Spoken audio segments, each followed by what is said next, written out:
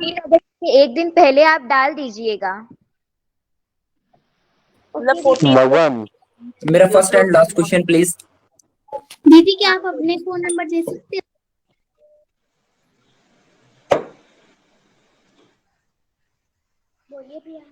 बोलिए प्रियांशु, क्या बोल रहे थे आप?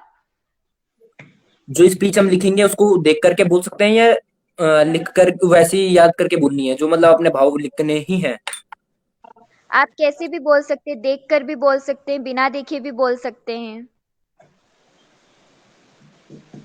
अगर ओके, हम देख क्योंकि के बोले अपने तो भाव हम देख करके ही ज्यादा बेटर बोल सकते हैं ना।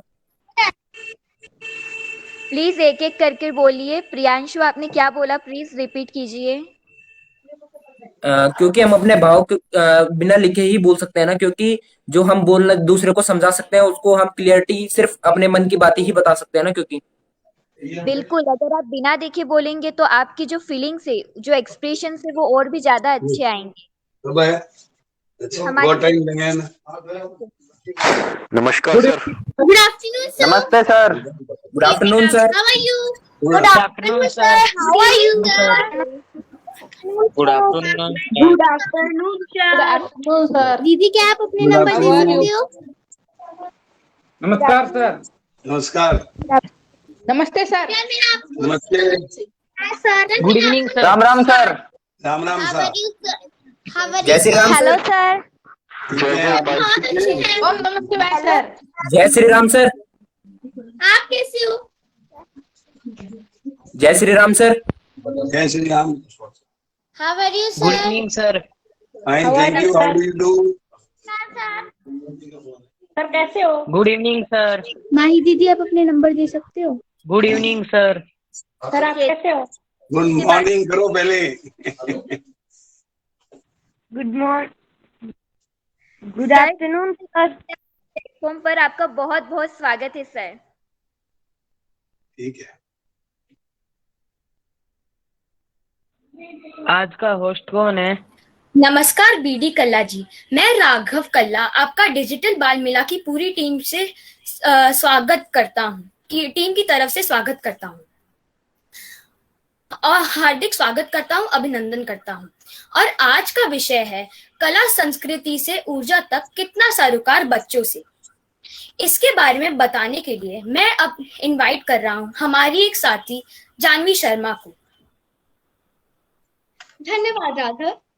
मेरा नमस्कार है डॉक्टर बीडी कल्ला जी और डिजिटल बाल मेला की टीम को। सर, भारत को जगत गुरु कहा जाता था भारत के श्रेष्ठ विचारों के लिए, और आज भी भारत को पूरे जगत में माना जाता है इसकी कला और संस्कृति के कारण। इसीलिए डीबीएम का आज का विषय रखा गया है कि हमारे देश की कला संस्कृति के संरक्षण में बच्चों की क्या भूमिका है। इस टॉपिक पर डॉक्टर बीडी कल्ला जी आज हमारे साथ जुड़ेंगे और अपनी अनुभव की पोटली से हम सभी बच्चों को ज्ञान की टॉफीज और चॉकलेट्स बांटेंगे। आपका स्वागत है सर।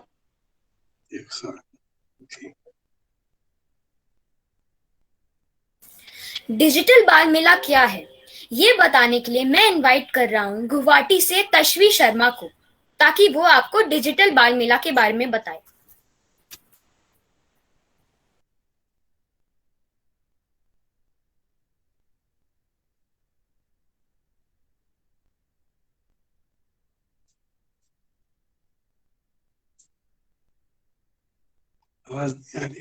ताशवी, क्या आप हमें सुन सकती हैं?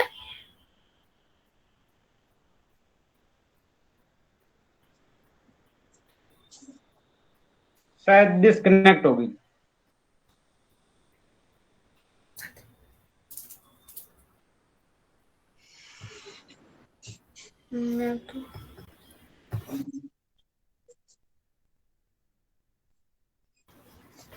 कोई नहीं, अब मैं इनवाइट कर रहा हूँ जानवी शर्मा को, ताकि वो आपको डिजिटल बाल मेला के बारे में बताए।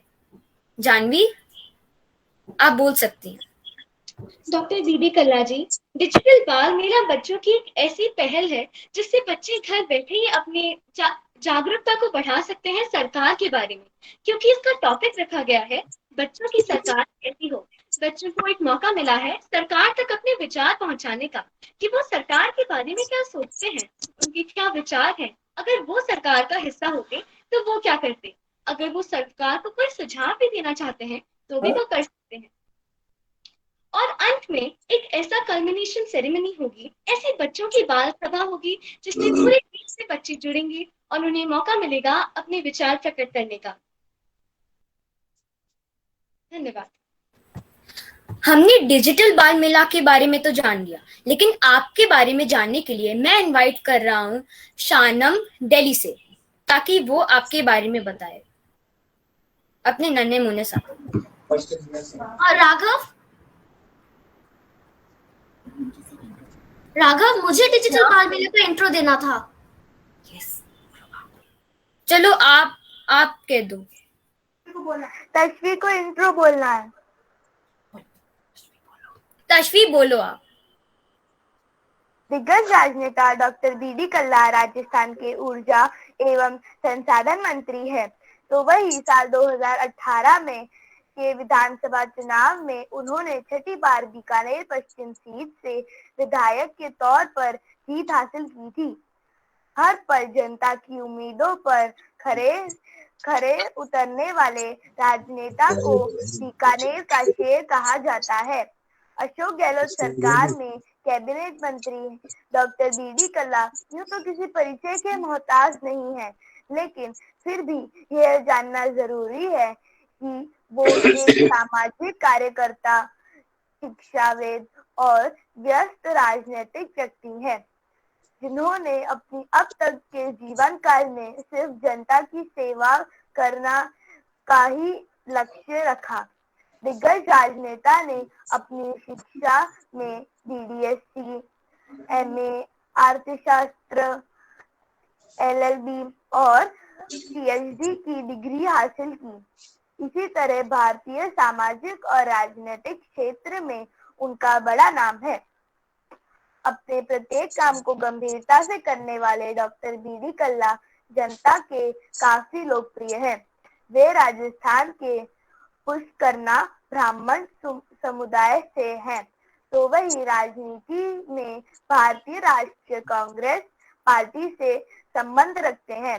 हमेशा सच्चाई के साथ देने वाले डॉक्टर बीडी कल्ला ने जनता की परेशानियों का निवारण करना अपना पहला कर्तव्य माना है। यही कारण है कि इतने सालों से उन्होंने राजनीति में अपनी साख बनाई रखी है।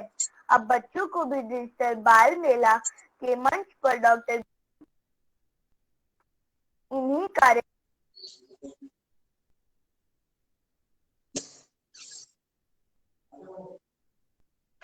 इस बीच में आवाज कट जाती है। तश्वी, माइक्रोफोन इज म्यूट। तश्वी, आप म्यूटेड हैं। सॉरी। जहां बच्चे कैबिनेट मंत्री से राजनीति गुर सीखेंगे, तो वहीं उनके राजनीतिक अनुभव भी जानेंगे। इसके साथ ही कला संस्कृतियों से कैसे बच्चे की नींव मजबूत करनी है, इस बारे में अपना ज्ञानवर्धन करेंगे। इस संवाद में बच्चे राजनेता से सवाल कर सकते हैं, तो वहीं उनसे किसी भी विषय पर अपनी राय भी साझा कर सकते हैं। धन्यवाद।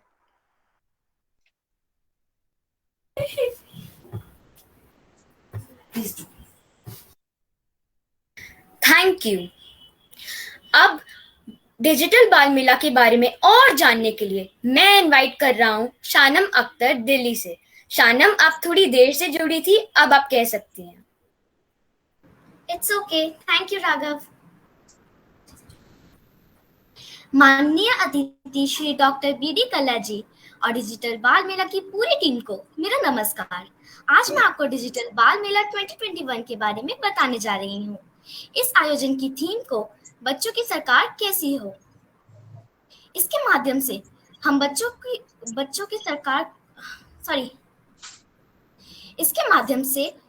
बच्चों को सरकार की कार्य प्रणाली के बारे में जागरूक करने का प्रयास करते हैं।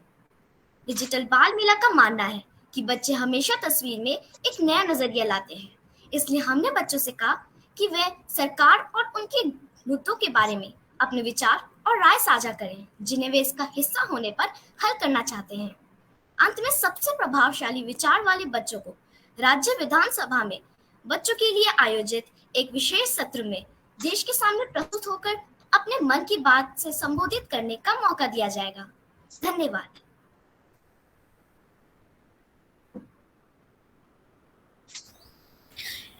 मैं राघव कल्ला अपने साथियों से रिक्वेस्ट करता हूं कि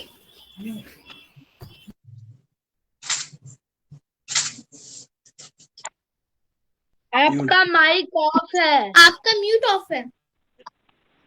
राघव आपका माइक बंद है।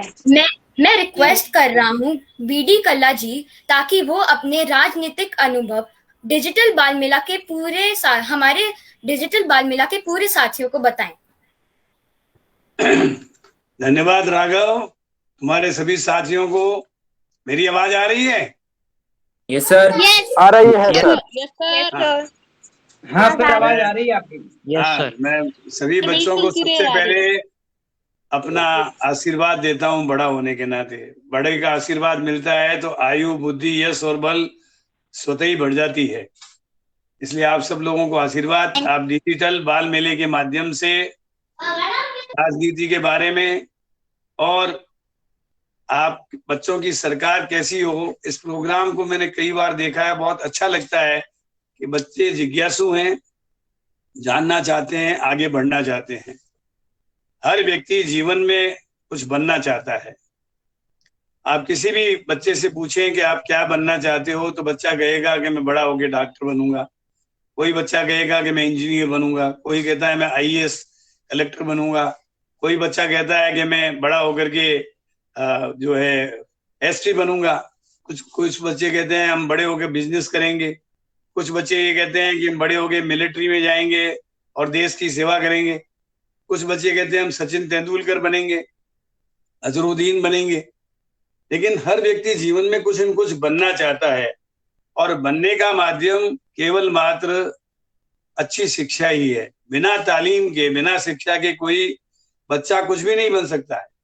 बुद्धू तो बन सकता है, लेकिन बनने के लिए जरूरी है अच्छी तालीम, अच्छी शिक्षा, अच्छा गुरु, अच्छा संग। विद्यार्थियों, अभी देखो बरसात ऋतु चल रही है और इसमें ये कहा गया है कि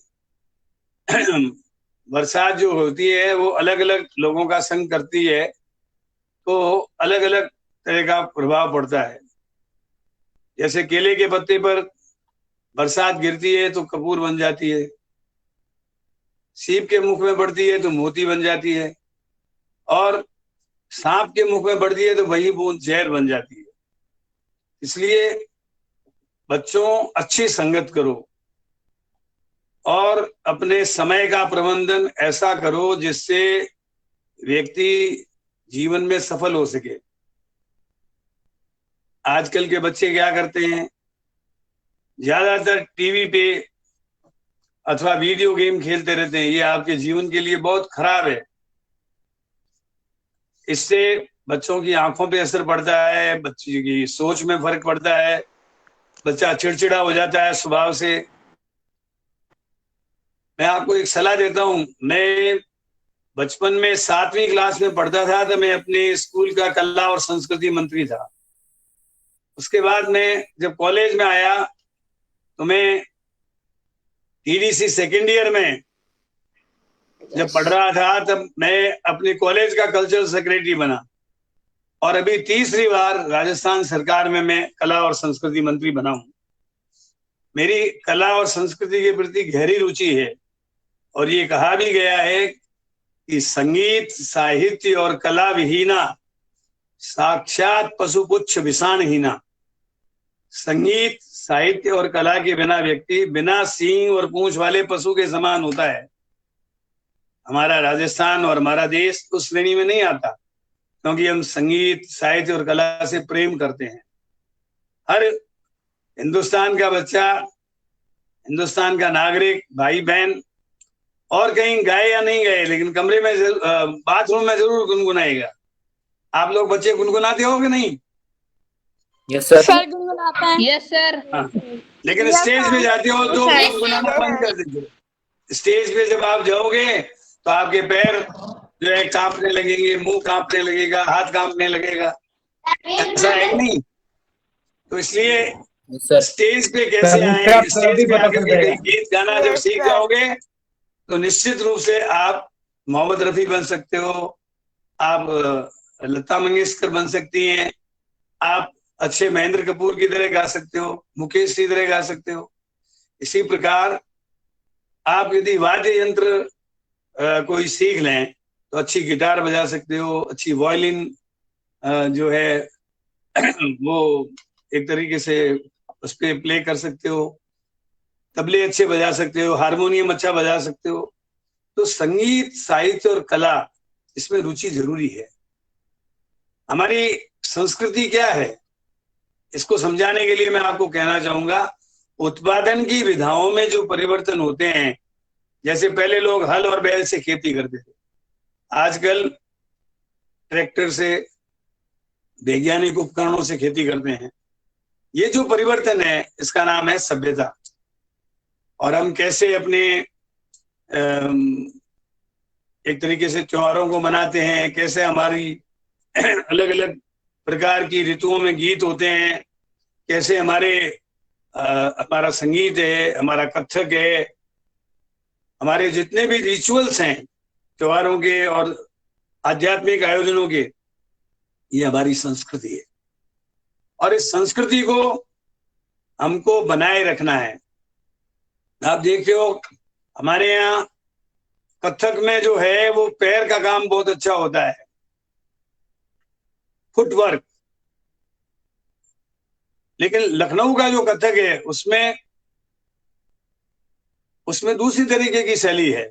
उसमें फुटवर्क इतना नहीं होता जितना उसमें गजल के ऊपर, गायकी के ऊपर नृत्य होता है। कथक जो है वो आध्यात्मिकता से जुड़ा है।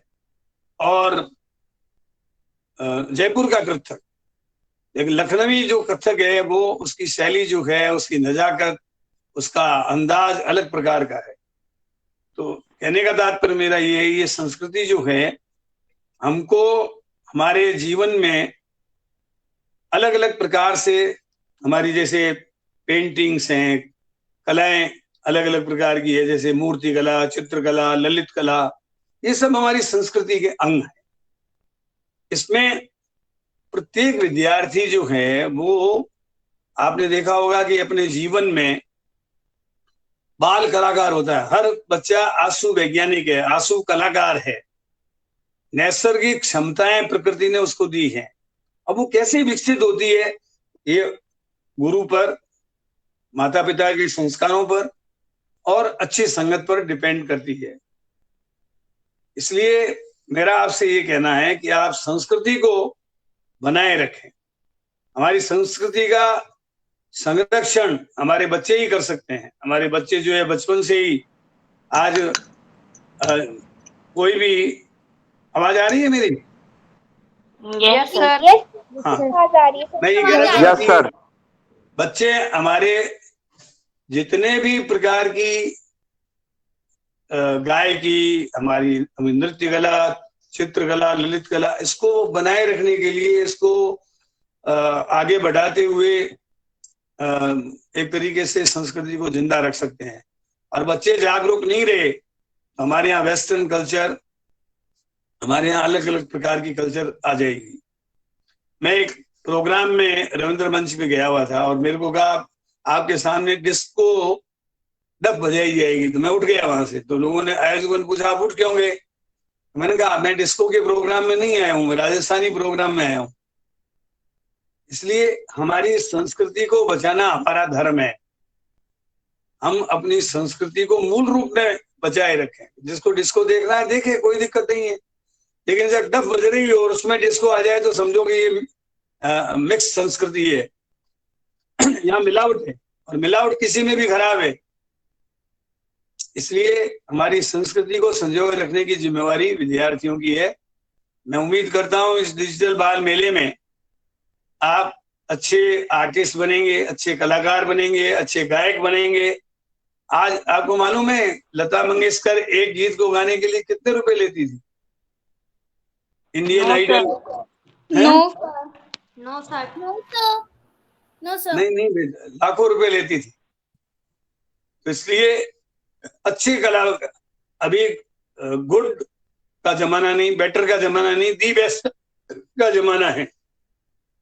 आपको कला के क्षेत्र में दी बेस्ट बनना है, अच्छे से अच्छे कलाकार बनना है और संस्कृति को संरक्षण देने के लिए, संस्कृति को आगे बढ़ाने के लिए आपको काम करना है। अब मैं विद्यार्थियों से चाहूंगा कि वो मेरे से कोई प्रश्न पूछना चाहे पूछ सकते हैं। Thank you BD कलाजी। धन्यवाद तैयार हो जाए हमारे बच्चों के सवालों के लिए। और सबसे पहला मैं सवाल लूंगा मनीष ढागा का। मनीष, आप अपना सवाल पूछिए।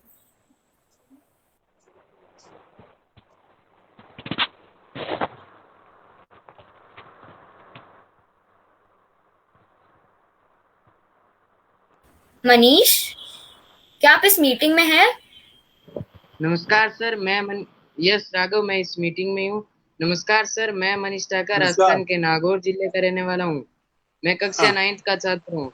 मेरा आपसे एक प्रश्न है। मेरा प्रश्न ये है कि हम लोक वेशभूषा, खान पान, परंपराओं और रीत रिवाज, लोक कलाओं, लोक नृत्य, घूमर को दिन प्रतिदिन भूलते जा रहे हैं, जिससे हमारा सामाजिक वातावरण धीरे धीरे बिगड़ता जा रहे हैं। राज्य की कला और संस्कृति का ग्रामीण और शहरी स्तर पर कलाओं के प्रदर्शन, संस्कृति संरक्षण आदि को बढ़ावा देने के लिए राजस्थान सरकार में बैठे ऊर्जा राज्य मंत्री बीडी कल्लाजी, आप और आपकी सरकार इस पर क्या प्रयास कर रही है? बहुत अच्छा प्रश्न किया है आपने ढाका जी। हम लोग राज्य स्तर पर तो हमारा जवाहर कला केंद्र, भाषा अकादमिया और इसी प्रकार हमारा कथक केंद्र, संगीत और नाटक कला अकादमी जोधपुर और हमारे जितने भी संस्थान हैं उसके माध्यम से कला और संस्कृति का प्रचार प्रसार कर रहे हैं। आर्टिस्टों को वहाँ मौका भी देते हैं। गाँवों के लिए हमने सभी हमारे मंत्रियों से और जनप्रतिनिधियों से कह रखा है कि वे हर गांव स्तर पर, पंचायत स्तर पर एक ओपन एयर थिएटर बनाएं। उसमें दोनों तरफ कलाकार तैयार होके आ सकते हैं, स्टेज पे आ जाएं और उसको कवर करने की जरूरत नहीं है। ओपन एयर का मतलब खुले आकाश में सामने लोग बैठ करके ग्रामीण क्षेत्र में कार्यक्रम कर सके और ग्राम पंचायत स्तर पर अपने सोलो सॉन्ग, एकल संगीत, सामूहिक गान, एकल वाद्य, सामूहिक वाद्य और इसी प्रकार के नृत्य वगैरह के आयोजन करते रहे। 15 अगस्त, 26 जनवरी, इसके अलावा स्कूलों के कंपटीशन और ग्राम पंचायतों की जो टीमें हैं वो ब्लॉक स्तर पे आए, ब्लॉक स्तर की टीमें जिला स्तर पे आए और जिला स्तर से फिर वो राज्य स्तर पर आए और राज्य स्तर की टीमें फिर देश में जाएं। तो निश्चित रूप से राजस्थान की कला और संस्कृति को प्रोत्साहन मिलेगा। तो इसके लिए काफी सरपंचों ने काम किया, उनको हमने नक्शे भी भेजे हैं। उसके आधार पर भी हर ग्राम पंचायत स्तर पर यदि ये ओपन एयर थिएटर बना लेंगे तो हमारी राजस्थान की संस्कृति हमेशा हमेशा के लिए ढाका जी जिंदा रहेगी और लोक कलाकारों को अपनी अभिव्यक्ति का मौका मिलेगा। बहुत बहुत धन्यवाद सर। थैंक यू जी। अब मैं अगला सवाल लेता हूँ लुबना का। लुबना जो कि है जोधपुर से, वो अपना सवाल पूछ सकती हैं। गुड इवनिंग सर, मेरा नाम है लुबना और मैं जोधपुर से हूँ। मेरा सवाल ये है, हम बच्चे भारतीय संस्कृति और कला के क्षेत्र में कैसे योगदान दे सकते हैं सर? देखिए, आप योगदान बहुत दे सकते हैं। आप बचपन से ही एक विधा को पकड़ लें। यदि आप लता मंगेशकर बनना चाहती हैं तो आप गाना शुरू कर दें बचपन से ही और उसमें शास्त्रीय संगीत से शुरू करें। शास्त्रीय संगीत सीख जाएंगे तो फिर कोई भी गीत आप गा सकते हैं, गाना गा सकते हैं। यदि आपको मान लो तबला बजाना है तो तबले की अभ्यास कर सकते हैं, हारमोनियम, वायलिन, सितार, गिटार। देखो, 4 प्रकार के बाजे हैं संसार में जो पहली बार शिवजी की बारात में बजे थे। तत्, आनंद, सुशिर और घन। तत् मतलब तार से बजने वाले, आनंद का मतलब जो चमड़ा कसा हुआ होता है ना, जैसे तबला है, जैसे डफ है, और इसी प्रकार के जो बाजे हैं वो उसमें आते हैं आनंद। और सुशील का मतलब जहाँ पे कोई छेद हो, और जैसे बांसुरी है, वायलिन है, हारमोनियम है, पियानो है, इसको हम फूंक से बजाते हैं, तो ये सुशील प्रकार के बाजे हैं। और घन का मतलब कांसे से बजने वाले, जैसे थाली है, झांझ है, छमछमे हैं, ये जो कांसी के बर्तनों पे बने हुए हैं, ये 4 संसार में, इसके अलावा कोई बाजा नहीं है। लेकिन अब धीरे धीरे इसमें भी मिलावट हो गई। आपने देखा होगा एक भभंग नाम का बाजा है, जिसमें एक तरफ डमरू की तरह है, दूसरी तरफ एक डोरी है, तो उसमें तत्व भी मिला दिया और आनंद भी मिला दिया। तो इसको हम मिलावटी बाजा कह सकते हैं, लेकिन ओरिजिनल बाजे 4 प्रकार के हैं, तत्व, आनंद, सुशील और घन। तो इन 4 बाजों में से एक बाजे को पकड़ लो और उसकी कला को सीख कर आप आगे बढ़ सकती हो। इसी प्रकार आप कोई अच्छे एक्टर के रूप में एक्टिंग करना चाहते हैं तो अच्छा अभिनय करना सीख लो। और इसके अलावा आप बचपन से ही पेंटिंग करो, कभी साइकिल बना लो, कभी किसी गांधी जी की मूर्ति बना लो, कभी आप नेहरू जी की मूर्ति बना लो, कभी आप मदर टेरेसा की पोर्ट्रेट बना लो, तो धीरे धीरे अच्छी पोर्ट्रेट बनाने वाली बन जाएंगी। तो कला को सीखने के लिए बचपन से ही आपकी तैयारी होनी चाहिए। और ऐसा नहीं jack of all master of none. आप सोचो मैं गाना भी गा लूं, मैं अच्छा अभिनय भी कर लूं, मैं अच्छी वाद्य यंत्र भी बजा लूं, तो सब एक को पकड़ लो। Practice makes a man perfect. इसलिए करत करत अभ्यास के जड़मती होत सुजान, और रसरी आवत जातरी सिल पर परत निशान। आपने देखा है पत्थर की सीढ़ियां घिस जाती है, तो आपका दिमाग तो बहुत अच्छा है, आप खूब मेहनत करो और किसी कला की एक विधा को पकड़ के उस पर अभ्यास करो, तो निश्चित रूप से जो है आप ऊंचाइयों पे जाएंगे और एक अच्छे कलाकार बन जाएंगे। Thank you sir. जी, बीडी कल्ला जी हमारे साथी बहुत सारे प्रश्नों के साथ तैयार हैं। अब मैं नेक्स्ट क्वेश्चन लेता हूं ललिता बाबल का। ललिता, आप अपना प्रश्न पूछ सकती हैं। सर्वप्रथम सर मैं आपको प्रणाम करती हूँ। मैं ललिता बाबल नागौर जिले से आपके सामने एक प्रॉब्लम शेयर करना चाहती हूँ। सर, मेरे पिताजी पिछले 12 वर्षों से विद्यार्थी मित्र के रूप में और अब पंचायत सहायक के रूप में राजकीय सेवा दे रहे हैं। वेतन के रूप में उन्हें 6,000 रुपए मिल रहे हैं। आज 6,000 रुपए में क्या आता है? सर, इतनी महंगाई में हम तीनों बहनों और भाई की स्कूल फीस भी नहीं भर पाते। आपकी सरकार ने वादा किया था कि जब आप सत्ता में आएंगे तो उन्हें नियमित करेंगे। आपने संविदा कमेटी का गठन भी किया है, लेकिन 3 साल होने को है, अभी तक कोई नतीजा नहीं निकला। आपकी कमेटी क्यों फैसला नहीं ले रही है? मेरा आपके हाथ जोड़कर निवेदन है कि इन्हें नियमित करके उचित मान्यता प्रदान करें। पंचायत सहायक सहित लगभग 1.5 लाख संविदा कर्मी आपसे आस लगाए बैठे हैं। सर, इसके बारे में आपके क्या विचार हैं? वैसे तो आप विषय से विषयांतर हुई है, लेकिन चूंकि आप छोटी बच्ची हैं, आपकी जिज्ञासा के अनुसार मैं बता दूं, संविदा कमेटी और राजस्थान सरकार के मुख्य सचिव ने एक आदेश निकालकर जो व्यक्ति संविदा पे काम करने वाले हैं उनको सरकार की नई भर्ती में 30% बोनस अंक देकर नियमित करने की कार्रवाई की। अभी चिकित्सा और स्वास्थ्य विभाग में 10,000 लोगों की भर्ती हुई, उसमें 7,000 वे कर्मचारी लगे जो संविदा पे लगे हुए थे।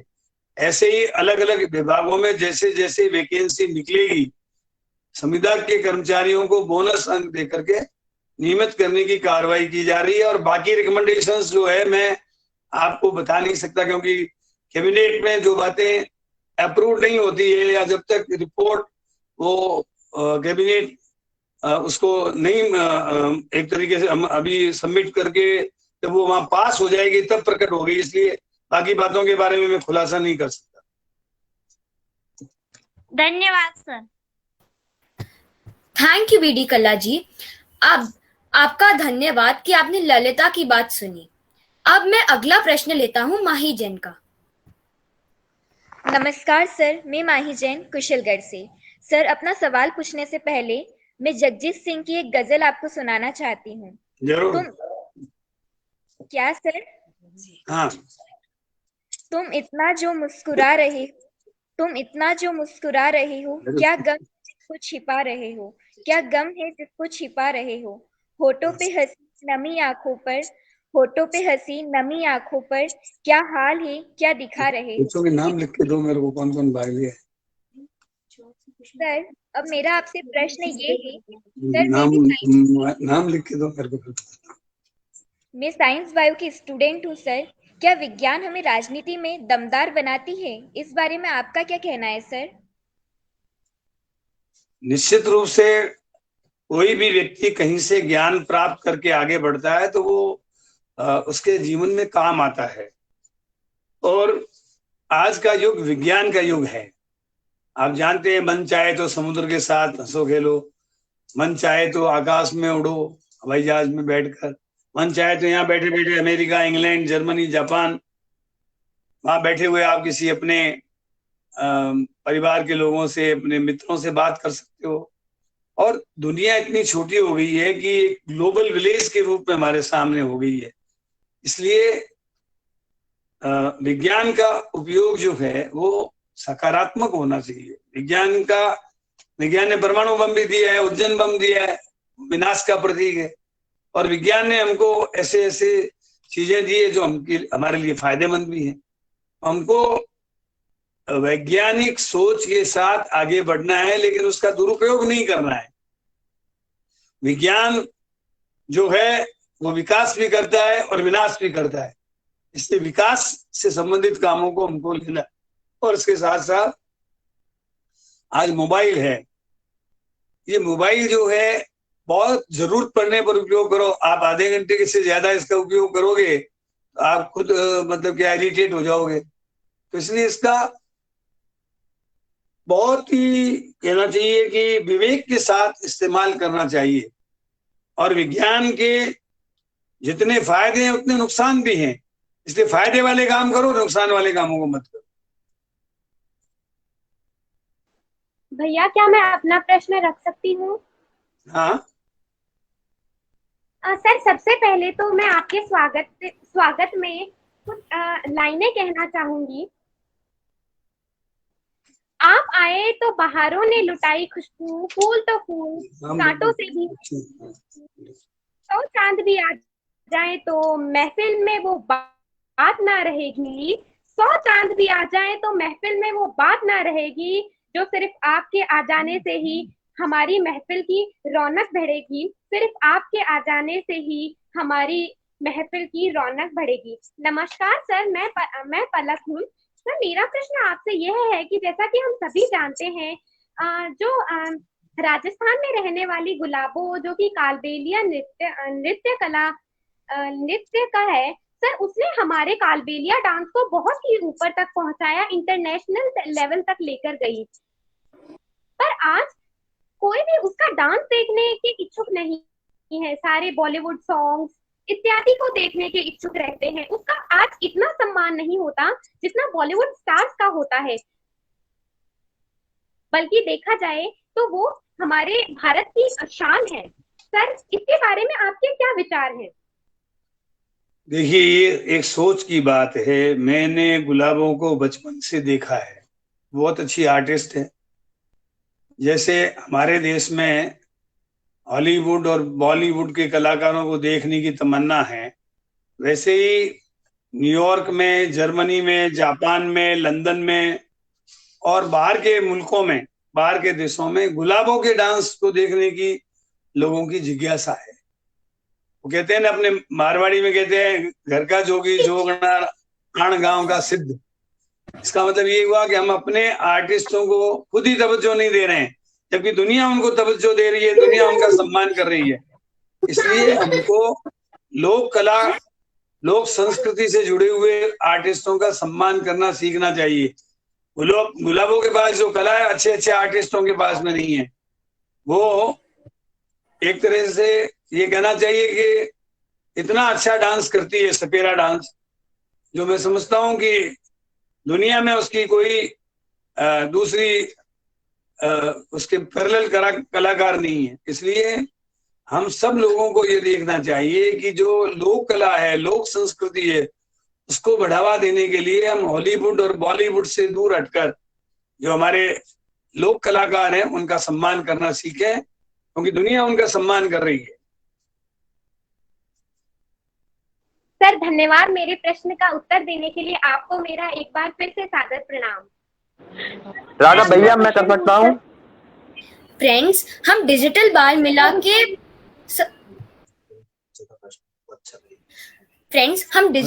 मेला के डिसिप्लिन साथी हैं, इसलिए अपनी टर्न का इंतजार करें। अब मैं नेक्स्ट प्रश्न लेता हूँ ऋषिकेश शर्मा का। थैंक यू भैया। Good evening sir, good afternoon sir. मैं लक्ष्मी शर्मा करौली जिले से।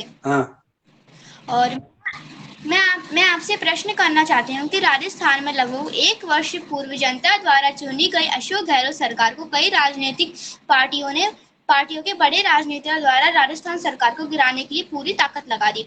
उन नेताओं ने कई बड़े प्रदेशों, मध्य प्रदेश व अन्य प्रदेशों की सरकार को गिरा दिया, लेकिन राजस्थान के गांधी अशोक गहलोत की सूझबूझ एवं राजनीतिक कौशल से राजस्थान सरकार पूरी तरह सुरक्षित है और पूरे 5 वर्ष चलेगी। लेकिन अब राजस्थान में पुनः मंत्रिमंडल विस्तार की चर्चाएं जोरों पर है। इसमें मंत्रिमंडल में प्रतिनिधित्व सरकार बचाने वालों को मिलेगा या सरकार गिराने वालों को प्राथमिकता दी जाएगी? इस मंत्रिमंडल पर पूरे प्रदेश के मतदाताओं की नजर है। फैसला सही होगा या कैसा होगा सर? हाँ, वैसे आपने भी विषय से अलग प्रश्न पूछा है, लेकिन चूंकि आपकी जिज्ञासा है तो मैं बता दूं कि मंत्रिमंडल में कौन आएगा कौन जाएगा, ये सारा जो है विषय ये माननीय मुख्यमंत्री जी पर निर्भर करता है। वो अपनी कैबिनेट में किसको लेंगे किसको बाहर करेंगे, ये सारा मामला उन पर डिपेंड करता है। और बाकी बातें जो बताई वो आपने स्वयं ही बता दी कि निश्चित रूप से अशोक जी ने कुशल नेतृत्व देकर के सरकार को बचाया और आज मध्य प्रदेश की स्थिति राजस्थान में नहीं बनी। लेकिन अब मंत्रिमंडल कैसा बनेगा उसके बारे में तो मुख्यमंत्री जी जानते हैं और कोई नहीं जानता।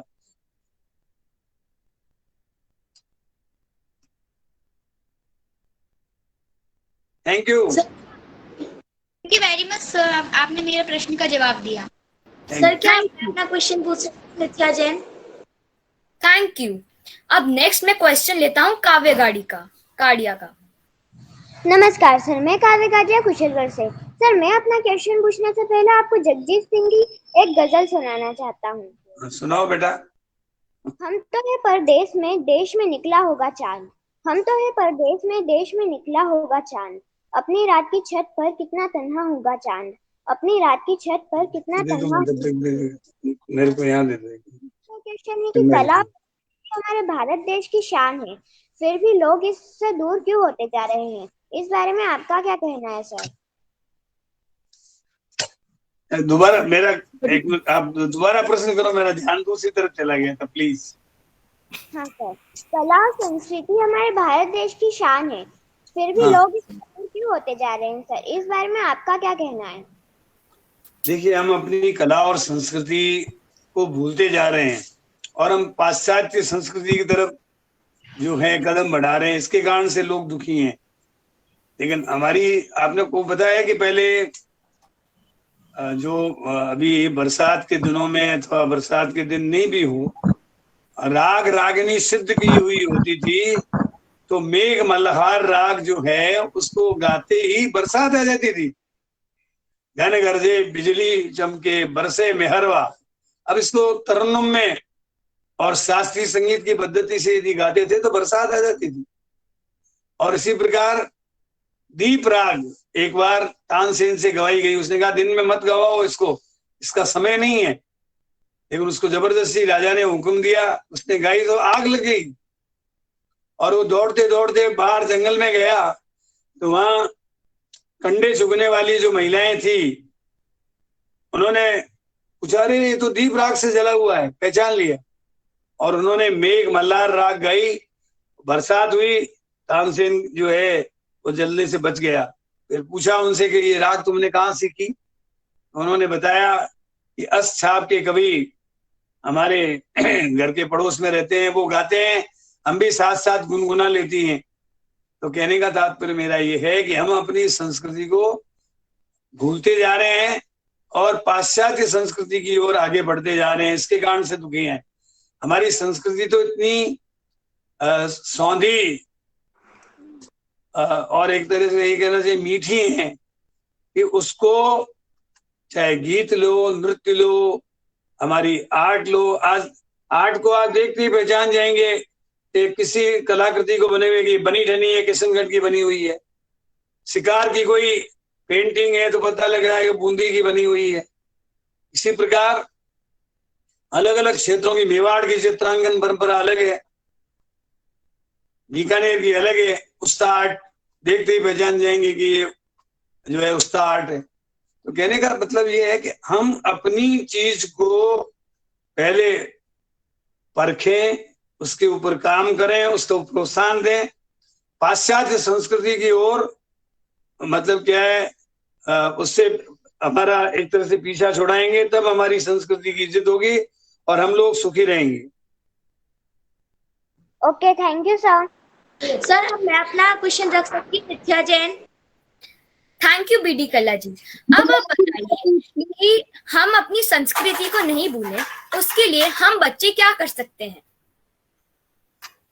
बच्चों को क्या है कि खाली दिमाग शैतान का घर होता है, इसलिए बच्चों को खाली समय में पढ़ाई के बाद कोई न कोई चित्रकला मतलब चित्र बनाना चाहिए, कोई संगीत सीखना चाहिए, कोई वाद्य यंत्र सीखना चाहिए, नृत्य करना सीखना चाहिए, अभिनय करना सीखना चाहिए और कुछ न कुछ एक विधा में परफेक्ट बनने के लिए उसको काम करना चाहिए ताकि हमारी संस्कृति के वे अंग बन सकें।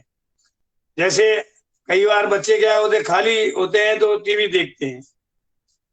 टीवी देखने से आदमी जो है नियमित रूप से बच्चा टीवी देखेगा तो टीवी एडिक्ट हो जाएगा, और जब टीवी एडिक्ट हो जाएगा तो फिर वो खाली समय में उसका सदुपयोग नहीं होगा, उसकी क्रिएटिव पावर खत्म हो जाएगी, सृजन धर्मिता का गुण खत्म हो जाएगा।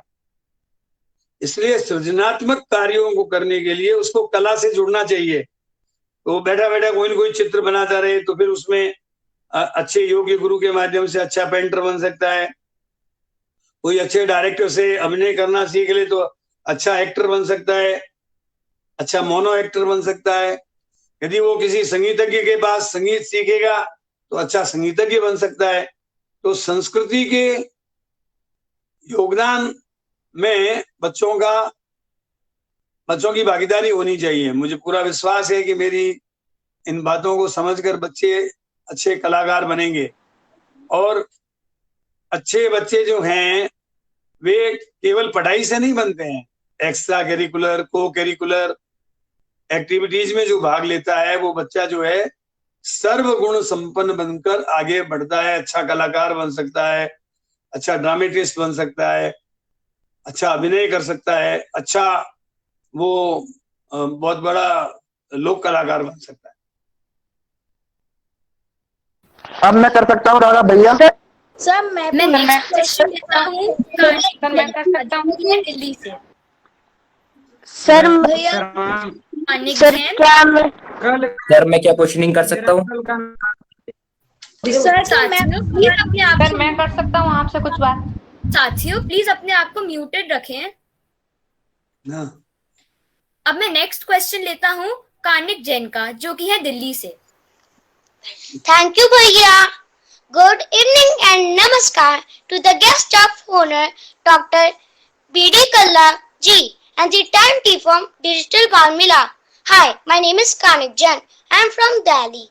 Sir, मेरा आपसे क्वेश्चन ये है कि सर पहले के लोग कम पढ़े लिखे होते थे, पर फिर भी वो हमारी परंपरा, कला, संस्कृति संभाले हुए थे, परंतु जैसे जैसे लोग शिक्षित होते जा रहे हैं, हमारी संस्कृति और कला विलुप्त होती जा रही है।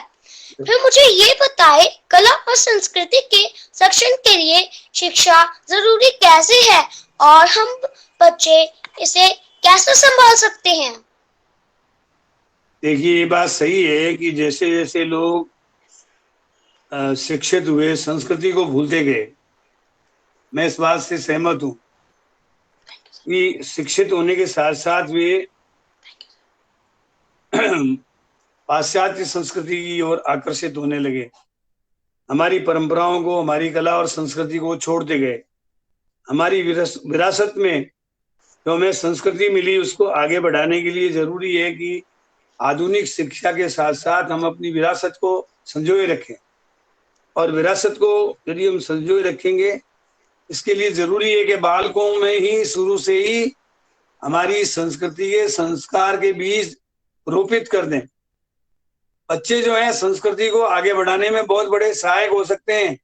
इसलिए हम लोग जब स्कूल में पढ़ते थे ना कनिक भैया, तो उस समय हमारे यहाँ शास्त्रीय संगीत की प्रतियोगिताएं होती थी, हमारे यहाँ लोक संगीत की प्रतियोगिता होती थी, एकल संगीत, सामूहिक गीत, और उसके बाद नाट्य प्रतियोगिता, वाद विवाद प्रतियोगिता। और उसके माध्यम से हम अपनी संस्कृति को, कला को, परंपरा को जीवित रखते थे। लेकिन आज ये बात सही है कि दिल्ली में हमारी पुरानी संस्कृति जो है वो कुछ कुछ कायम है, लेकिन जैसा वैभव उसका होना चाहिए वो वैभव नहीं है। आपकी चिंता से मैं इत्तेफाक रखता हूँ और उम्मीद करता हूँ कि आप जैसे सोच वाले बच्चे आगे आकर आधुनिक शिक्षा ग्रहण करें, वैज्ञानिक सोच रखें, किंतु हमारी परंपरा, कला और संस्कृति को आगे बढ़ाने में भी अपना योगदान दें। सर क्या मैं थैंक यू सर। नित्या जैन। अब मैं क्वेश्चन लेता हूँ नित्या जैन का। Thank you. नमस्कार सर, मेरा नाम नित्या जैन है और मैं जयपुर से हूँ। सर, राजस्थान भारतीय संस्कृति का एक जीता जागता उदाहरण है। यहाँ की रिच हेरिटेज दुनिया को अपनी ओर आकर्षित करता है, परंतु मैंने महसूस किया है कि यह हेरिटेज जितना सुंदर और साफ सुथरा होना चाहिए, ये उतना सुंदर अब नहीं रहा। क्या सरकार को इनके संरक्षण के लिए कुछ विशेष योजनाएं नहीं बनानी चाहिए? देखिए, जयपुर जो है उसकी चार दीवारी को यूनेस्को ने विरासत, या ये कहना चाहिए कि बहुत ही कल्चरल हेरिटेज के रूप में पहचान दी है। इसी प्रकार जयपुर के बहुत से ऐसे ऐतिहासिक स्थल हैं, ऐतिहासिक स्मारक हैं, जिनको राजस्थान सरकार ने जो है संरक्षण दे रखा है। हमारे यहाँ का एल्बर्ट म्यूजियम, जयपुर घराने का सिटी म्यूजियम, आमेर का किला, नाहरगढ़ का किला, और इसी प्रकार अनेक ऐसे स्थानों के नाम मैं बता सकता हूं जो हमारी संस्कृति की धरोहर हैं। अब सवाल इस बात का आता है कि आधुनिक पीढ़ी के लोग उन स्मारकों के संरक्षण के लिए, ऐतिहासिक धरोहर की सुरक्षा, संरक्षा के लिए आगे आकर काम करेंगे तो निश्चित रूप से हमारी संस्कृति जो है वो आगे बढ़ पाएगी। जयपुर के लोग भी आजकल कॉस्मोपॉलिटन हो रहे हैं, इसलिए जयपुर के लोगों को चाहिए कि वे अपनी संस्कृति को, ढूंढारी संस्कृति, उसके लिए हमारी सरकार ने हवा महल में एक म्यूजियम बनाया था, तो उसमें बहुत कम रुचि जयपुर के लोगों की रही। बाहर के लोग आकर के देखते थे, किंतु जयपुर के लोगों की उसमें रुचि कम देखी गई। इसलिए हमको अपनी अपनी संस्कृति को आगे बढ़ाने के लिए खुद ही आगे बढ़कर काम करना होगा। धन्यवाद सर, आपने मेरा क्वेश्चन। मगन सर, मैं आपसे एक प्रश्न पूछना चाहता हूँ। आप अपनी टर्न का वेट कीजिए। अभी हम क्वेश्चन लेते हैं कोमल बाबल का। नमस्कार सर, मेरा नाम कोमल है। मैं नागौर जिले की रहने वाली हूँ। सियाड़ो, खाटू बल्ली, उन्याड़ो, अजमेर, नागौर और नित्रो बलो तो सावन बीकानेर। बीकानेर के विकासपुर बीडी कल्ला जी का मेरा नमस्कार। नमस्कार सर, मैंने आपको विधानसभा में बोलते हुए देखा है और आपके द्वारा किए गए कार्यों से मैं काफी प्रेरित हुई हूँ। सर, मैं आपके जैसा बनना चाहती हूँ, तो मुझे क्या करना होगा? अच्छा, बहुत अच्छा बेटा, मेरी तरह बनना है तो आप कौन सी कक्षा में पढ़ रही हैं, पहले ये बताएं। 6th क्लास में। 6th क्लास में। सबसे पहले तो आपको नेतृत्व की क्षमता विकसित करनी होगी। नेतृत्व की क्षमता विकसित करने के लिए जैसे आप अपनी पढ़ाई करें, खेलकूद में भाग लें और हर जगह अपनी क्लास की मॉनिटर बने और नेतृत्व देना सीखें। नेतृत्व वो दे सकता है जो खुद का त्याग करके दूसरों का भला करना चाहता है।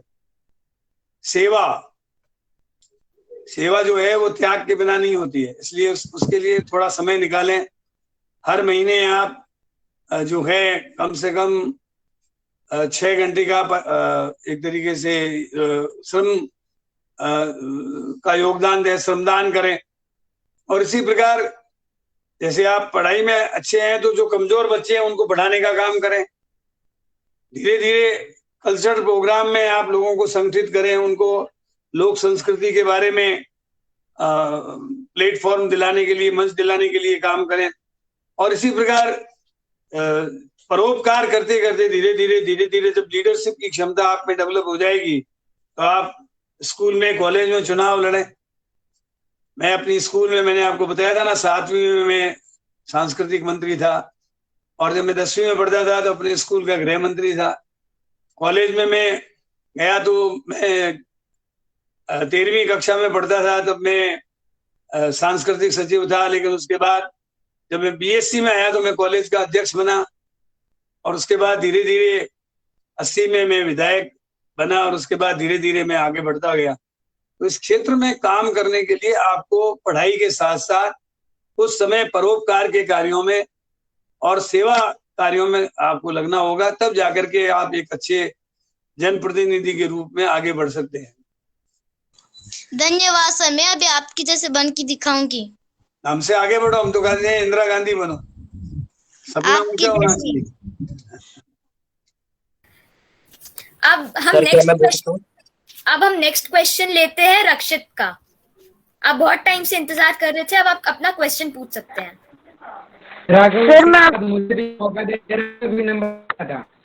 सर मैं रक्षित लक्ष्मणगढ़ सीकर से मैं आपसे यह प्रश्न पूछना चाहता हूँ कि आज राजस्थान की कई कई गलियों और कोनों में ऐसे कलाकार हैं जिन्हें कोई आज तक अभी पूछता तक नहीं, तो सरकार उन्हें जनता के सामने लाने के लिए क्या प्रयास कर रही है? आपकी आवाज नहीं है, दोबारा पूछें आप। सर मैं आपसे यह प्रश्न पूछना चाहता हूँ कि आजकल राजस्थान के हर कोनों, कई कई कोनों में ऐसे कलाकार हैं जो जनता के सामने नहीं है, तो उन्हें सामने लाने के लिए सरकार क्या प्रयास कर रही है? सरकार समय समय पर जवाहर कला केंद्र के माध्यम से और डिस्ट्रिक्ट लेवल पर भी जिला स्तर पर 15 अगस्त 26 जनवरी इन पर लोक कलाकारों को बुला करके उनकी कला का प्रदर्शन कराया जाता है। इसी प्रकार स्कूलों में जो कल्चरल कंपटीशन होते हैं उसमें भी स्कूल स्तर की प्रतिभाएं जो हैं वो आगे आती हैं और धीरे धीरे उन प्रतिभाओं में कुछ जिला स्तर की, कुछ संभागीय स्तर की और कुछ प्रतिभाएं राज्य स्तर की, और उसके बाद राज्य स्तर के बाद में राष्ट्रीय और अंतर्राष्ट्रीय स्तर की प्रतिभाएं बनती हैं। तो जिस किसी व्यक्ति को इस फील्ड में काम करना होता है उसको संबंधित प्रतियोगिताओं में भाग लेना चाहिए और अपने खुद के प्रोग्राम देने चाहिए। जैसे कोई कलाकार होता है तो आपने देखा होगा जवाहर कला केंद्र में जो आर्ट गैलरी है उसमें अपनी एकल प्रदर्शनी लगाता है, उससे वो लाइमलाइट में आ जाता है, इस व्यक्ति ने ये पेंटिंग बनाई। तो कुल मिलाकर के जिसको अच्छा आर्टिस्ट बनना है उसको सरकारी कार्यक्रमों में और जो निजी कार्यक्रमों में अधिक से अधिक भाग लेकर अपनी प्रतिभा का परिचय देना चाहिए।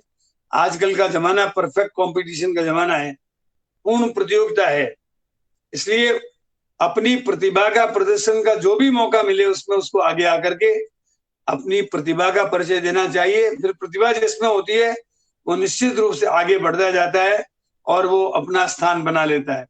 सरकार की तरफ से अनेक प्रकार के प्रोग्राम किए जा रहे हैं, उनके माध्यम से कलाकारों को प्रोत्साहित किया जा रहा है। भैया प्लीज मेरा भी सर, मेरे प्रश्नों का उत्तर देने के लिए धन्यवाद। क्या मैं बोलूं? सर मेरा एक नेक्स्ट लास्ट क्वेश्चन क्वेश्चन मैं है लेता सर। हूँ जानवी शर्मा का। जी, कल्ला जी, डिजिटल बाल मेला के विजेता बच्चे जब राजस्थान विधानसभा आएंगे तो हमारे प्रदेश की कला और संस्कृति से परिचित करवाने के लिए क्या आप उन बच्चों को जयपुर के मॉन्यूमेंट्स की विजिट करवाएंगे? निश्चित कराएंगे। जितने भी बच्चे आप लाएंगे उनको सबको हम निःशुल्क सारे हमारे मॉन्यूमेंट्स दिखाएंगे। धन्यवाद sir. Sir I have one question please sir. अब नेक्स्ट क्वेश्चन हम लेते हैं प्रियांशु भट्ट का। आप अपना क्वेश्चन भी ले लेना। राघव भैया मेरा क्वेश्चन ले लेना। नमस्कार सर, मैं प्रियांशु भट्ट उत्तराखंड पौड़ी गढ़वाल से हूँ। सर मैं अभी वॉलेंटियर का काम करता हूँ अपने पौड़ी गढ़वाल उत्तराखंड में। और सर मेरा आपसे ये प्रश्न है, कला और संस्कृति के ऊपर आपका क्या कहना है? सर हमारे देश के लोग अपनी संस्कृति को छोड़कर बाहरी संस्कृति को अपना रहे हैं। क्या आप हमें ये बता सकते हैं क्यों ये हो रहा है और क्या हमें करना चाहिए कि हमारी भारत की संस्कृति भारत के लोग अपनी संस्कृति को ना छोड़ें? ठीक है, ये मैंने पहले भी बताया था कि हमारे देश के लोग स्वयं अपनी संस्कृति को भूलकर और पराई संस्कृति को अपनाने में एक तरीके से दौड़ रहे हैं, जबकि हमारी संस्कृति जो है उसकी जड़ें बहुत गहरी है और उनको नई पीढ़ी को हमारी संस्कृति को आगे बढ़ाने के लिए कर्णधार बनना पड़ेगा। और वो तब बनेंगे जब स्कूलों में ही उनको हम भारतीय नाट्य शास्त्र के बारे में, भारतीय संगीत शैली के बारे में, कथक नृत्य के बारे में, शास्त्रीय संगीत के बारे में और हमारी जो नाट्य परंपराएं हैं उनके बारे में बचपन से ही सिखा देंगे ना, तो वो फिर जिस पे काला रंग चढ़ जाता है ना, उस पे कोई रंग दूसरा नहीं चढ़ता। लेकिन हमारे यहाँ क्या है कि बच्चे शुरू से ही सिनेमा देखना शुरू कर देते हैं। जी सर। टेलीविजन देखना शुरू कर देते हैं, तो उसमें जो है पाश्चात्य संस्कृति जो है वो भावी रहती है। और सर सबसे मेन रोल ये है। वधू सीरियल कभी देखा आपने? जी सर, जी सर। Yes sir. आप देखो लोक संस्कृति को किस तरीके से बताया गया था। लेकिन मैं चाहता हूँ कि स्कूलों में हमारी कला और संस्कृति के ऊपर काम होना चाहिए और बचपन से ही बच्चों को किसी एक विधा में पारंगत बनाने का काम करना चाहिए, तब हमारी संस्कृति संरक्षित रहेगी, सुरक्षित रहेगी।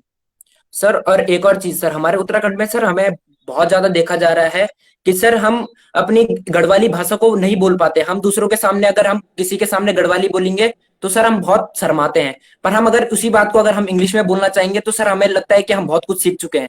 पर सर हमें अपनी संस्कृति को नहीं छोड़ना चाहिए ना।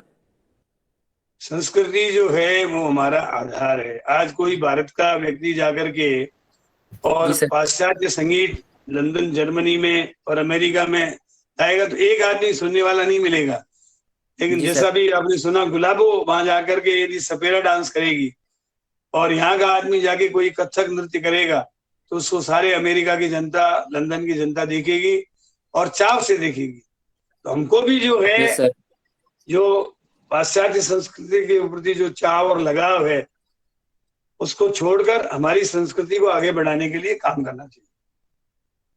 सर मैं पॉलिटिक्स में आना चाहता हूँ, तो सर मेरे को सर प्रथम क्या करना होगा? अभी क्या कर रहे हो आप? सर मैं 11th स्टैंडर्ड में हूँ और मैं सर वॉलंटियर्स का काम करता हूँ अपने उत्तराखंड पौड़ी गढ़वाल में। आप कभी मॉनिटर बने अपने स्कूल के? सर हेड बॉय रहा हूँ सर 8th में अपने स्कूल का। हाँ, तो आप धीरे धीरे ऐसा है, कभी स्कूल और कॉलेज में चुनाव लड़िए तो आपको पता लगेगा कि किस तरीके से लक्ष्य रखिए कि मुझे राजनीति में जाना है। तो सबसे पहले तो आपको पढ़ाई करनी है। पढ़ाई नहीं करोगे तो फिर अच्छे लीडर नहीं बन सकोगे। मैं स्वयं BSc, MA, LLB, PhD किया हुआ व्यक्ति हूँ और फिर राजनीति में आया हूँ। तो कहने का मतलब पहले पढ़ाई पूरी करो और पढ़ाई पूरी करने के बाद अपने समय का कुछ समय सेवा में निकालो। सेवा, सादगी और सदाचार, इन तीनों को अपनाते हुए मानवता की, पीड़ित मानव की सेवा करोगे तो निश्चित रूप से अच्छे नेता बनोगे। Sir thank you sir. Sir मैं अभी भी करता हूँ सर ये चीजें। Thank you.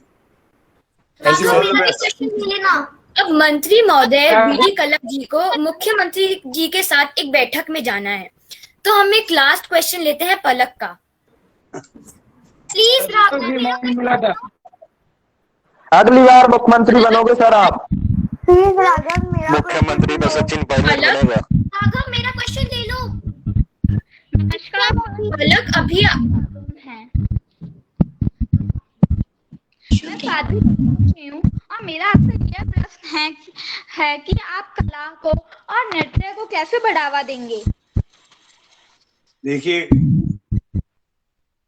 हमारी सरकार विभिन्न साहित्य अकादमी, सिंधी भाषा अकादमी, राजस्थानी भाषा साहित्य और संस्कृति अकादमी, ब्रज भाषा अकादमी, इसी प्रकार संगीत और नाटक अकादमी, कथक केंद्र, जवाहर कला केंद्र, इन सभी संस्थाओं के माध्यम से हम हमारी विविध प्रकार की कलाओं को, भाषा को, साहित्य को और संस्कृति को बढ़ावा दे रहे हैं। और आने वाले समय में, जैसा मैंने आपको बताया था, कि हम राजस्थान में गांव-गांव में ग्राम पंचायतों के माध्यम से ओपन एयर थिएटर बना करके ग्रामीण कलाकारों को एक मंच प्रदान करेंगे और उसके माध्यम से अच्छे कलाकार हमारे अलग अलग गांवों से आएंगे और हमारी संस्कृति की रक्षा करेंगे। राघव भैया मेरा नंबर ले लो प्लीज, एक बार मैं किसानों की बात रखना चाहता हूँ। सर मेरा लास्ट एक क्वेश्चन। मेरा निवेदन सर आपसे ये है कि काफी दिनों से मेरा आपसे एक बिंदु है। सर लास्ट क्वेश्चन ले लीजिए मेरा। राघव भैया मैं किसानों की बात रखना चाहता हूँ। मुझे कोई विशेष बात मेरा सर आपसे एक बिंदु पर आग्रह है। मुझे उम्मीद है कि आप इस बात को राजस्थान के गांधी मुख्यमंत्री अशोक गहलोत तक पहुंचाओगे। जिस प्रकार हमारे यहाँ पर बीतों दिनों से बारिश हो रही है, किसानों की खेती में काफी नुकसान हुआ है, जिसकी वजह से हर किसान की आमदनी पर गहरा असर पड़ा है। मेरा आपसे निवेदन है, जिन किसानों की खेती में नुकसान हुआ है उनका सर्वे करके उन्हें सरकार उचित मुआवजा दे, जिससे किसान की आमदनी पर असर न पड़े। मुझे पूरी उम्मीद है इस बात को आप सीएम साहब तक पहुंचाओगे सर। मुझे भी एक बात करौली क्षेत्र में चंबल नदी आ रही है। जिस क्षेत्रों करौली क्षेत्र में सर मैं आपसे जिस क्षेत्र में किसानों का नुकसान हुआ है उसकी गिरदावरी रिपोर्ट आने के बाद जो भी यथोचित मुआवजा होगा उसको दिलाएंगे और आपकी बात को आदरणीय मुख्यमंत्री जी तक पहुंचाएंगे। सर नमस्कार। सर नोट कर लो, चंबल नदी करणपुर राजस्थान। सर नमस्कार, मैं चंबल नदी राजस्थान करणपुर। नोट कर लिया। ठीक सर, थैंक यू, धन्यवाद सर। प्लीज सर नमस्कार। बीडी कल्ला जी डिजिटल बाल के हर ऑनलाइन सत्र में एक लीडर को आज का लीडर घोषित करा जाता है। जो आपको सबसे अच्छा लगा, जो कि आज का लीडर बनना चाहता है आपके हिसाब से, तो वो कौन है? मेरे हिसाब से कनिक जैन दिल्ली ने दीदी एक मेरा प्रश्न है, प्लीज एक मेरा प्रश्न विशेष प्रश्न है और उसको आज का लीडर प्रश्न है मेरा, प्लीज प्लीज। कांग्रेचुलेशंस करें सर। मुझे एक मौका दिया जाए 2 मिनट के लिए। Kanik Jain Delhi. Next CM Rajasthan B D Kalla. आप तक पहुंचाने 2 मिनट मौका दिया जाए। नमस्कार सर, मुझे कोई विशेष बात आप तक पहुंचानी है, 2 मिनट मौका दिया जाए। सर 2 मिनट मुझे भी मौका दिया जाए। अब नहीं, अब मैं रिक्वेस्ट करता हूँ नेक्स्ट सीएम राजस्थान, ताकि वो सर मुझे भी एक बात सीएम तक पहुंचानी है। सर मुझे सीएम तक मेरी बात पहुंचानी, एक मिनट मौका दिया जाए। मेरा नाम महेश पटेल है। क्या मैं पूछ सकती हूँ सवाल? अगर हम कल कर लें सर। नाम लावण्या राठौड़ है।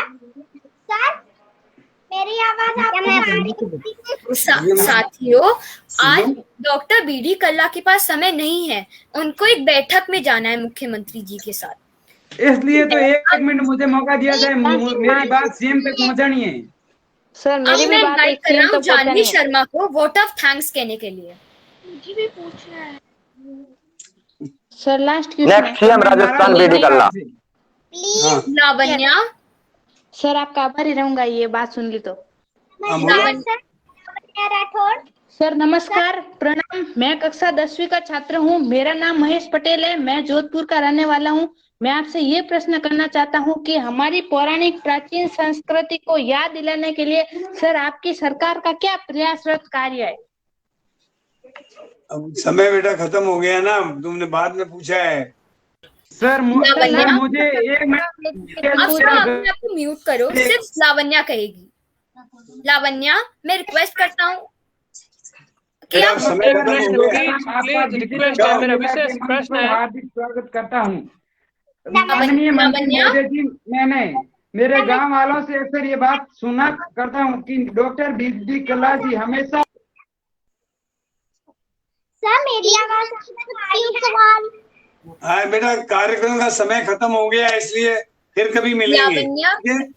मुख्यमंत्री बनोगे सर आप अगली बार। मुख्यमंत्री बनोगे सर, मुख्यमंत्री बनोगे अगली बार। अरे भैया, हमारे तो मुख्यमंत्री जो बने हुए हैं वो अच्छे।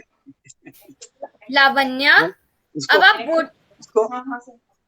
लावण्या, मैं आपको रिक्वेस्ट करता हूँ, आप बीडी कल्ला जी के साथ, आप बीडी कल्ला जी के लिए वोट ऑफ थैंक्स कहें। नमस्कार सर, मेरा नाम लावण्या राठौड़ है और मैं जयपुर के एमजीपीएस स्कूल की स्टूडेंट हूँ और मैं 2nd कक्षा में पढ़ती हूँ। बीडी कल्ला जी, आपका शुक्रिया इस तरह से अदा करें, आप भूल जाए, हम याद करें।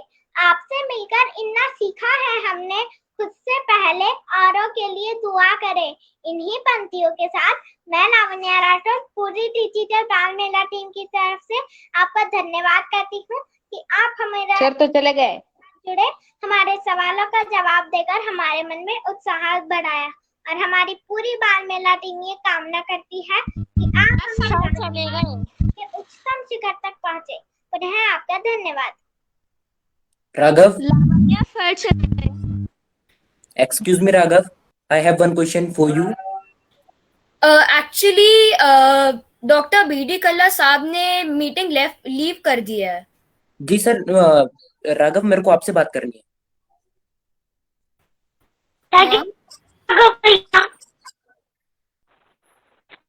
Raghav, I have one question.